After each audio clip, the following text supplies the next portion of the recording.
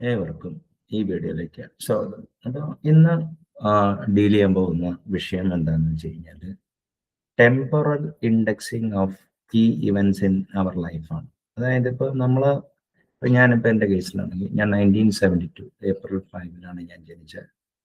Okay, അപ്പോൾ എൻ്റെ ലൈഫിലൊരു key 10 events ഏതൊക്കെയാണെന്ന് ചോദിച്ചു കഴിഞ്ഞാൽ 1972 to 75 എനിക്ക് ഹേസി മെമ്മറിയേ ഉള്ളൂ. 75 അത് അടിയന്തരാവസ്ഥ പ്രഖ്യാപിച്ചതായിട്ട് എനിക്ക് ഓർമ്മയുണ്ട്. ആൾക്കാർ സംസാരിക്കുന്നതും അന്ന് ഞങ്ങളുടെ വീടിൻ്റെ അടുത്തൊക്കെ പലരും, അതായത് അവിടെ RSSൻ്റെ ഒക്കെ കാര്യാലയം ഉള്ളതുകൊണ്ട് അവിടെ നിന്ന് ഇങ്ങനെ പല സ്ഥലത്തേക്ക് ഒളിച്ചു പോകുന്നതായിട്ടൊക്കെ പറയുന്നതായിട്ട് കേട്ടിട്ടുണ്ട്.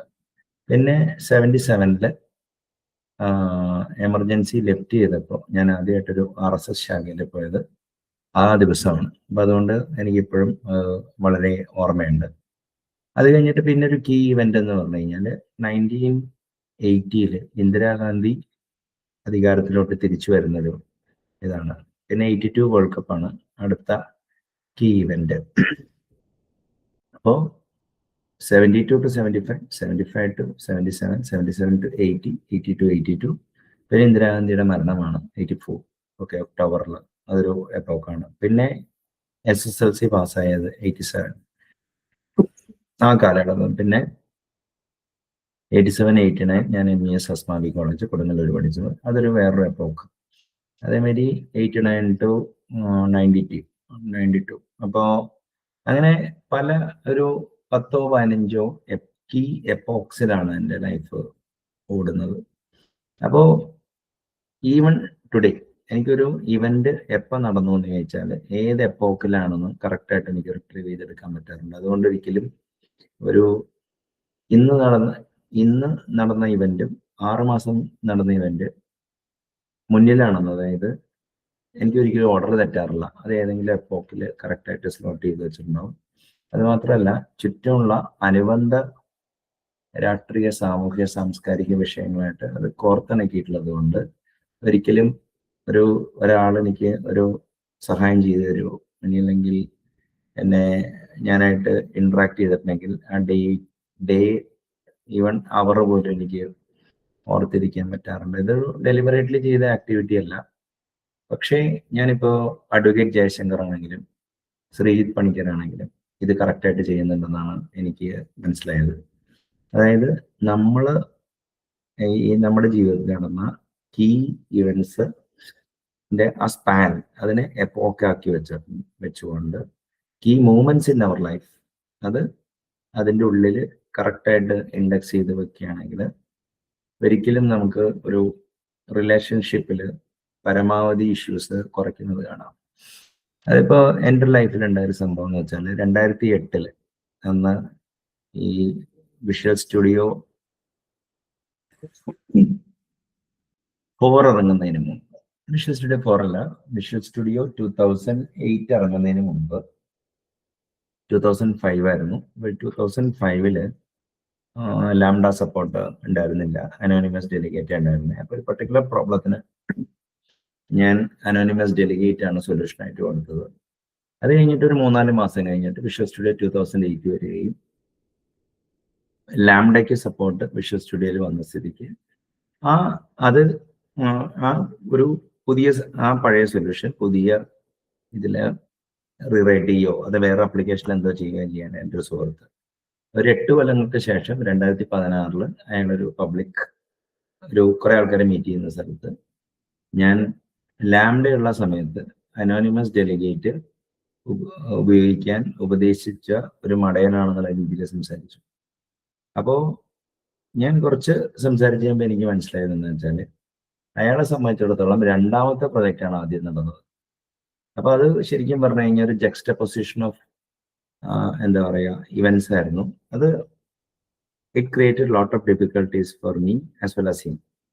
അപ്പം അന്ന് മുതലാണ് ഞാൻ നോട്ട് ചെയ്യാൻ തുടങ്ങിയത് ഒരു ടൈം കോൺഷ്യസ് ആയിട്ടുള്ള അല്ലെങ്കിൽ ഹിസ്റ്ററി കോൺഷ്യസ് ആയിട്ടുള്ള ആൾക്കാരായിട്ട് ഡീൽ ചെയ്യുമ്പോൾ പൊതുവെ ഇഷ്യൂസ് കുറവാണ്. പക്ഷെ ഹിസ്റ്ററി കോൺഷ്യസ് അല്ലാത്ത ആൾക്കാർക്ക് എപ്പോഴും ഈ ഒരു ഇഷ്യൂ ഉണ്ട്.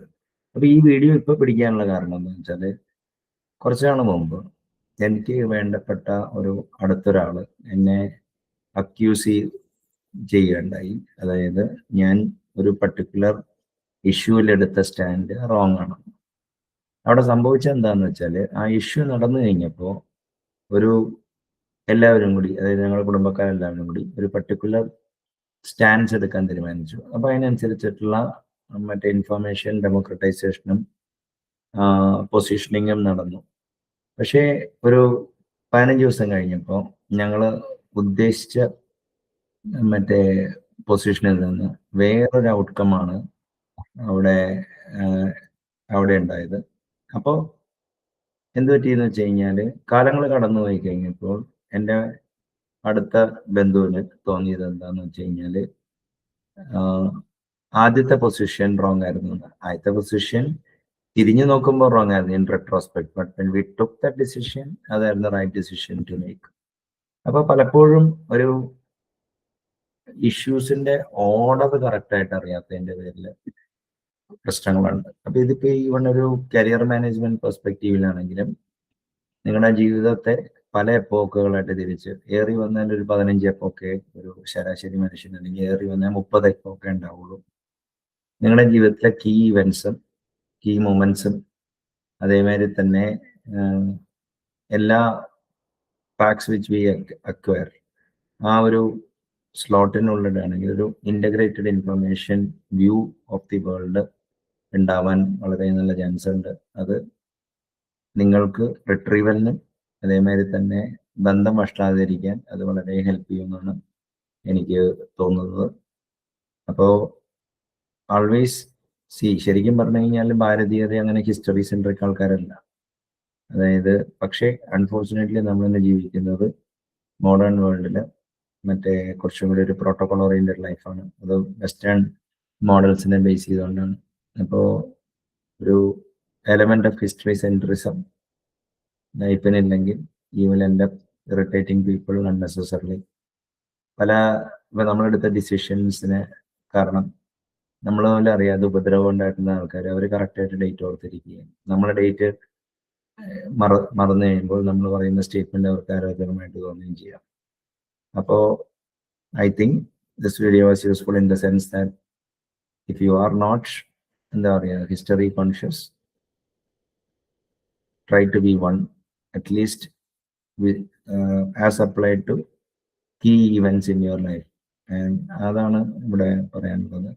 I hope this video was useful. നന്ദി, നമസ്കാരം.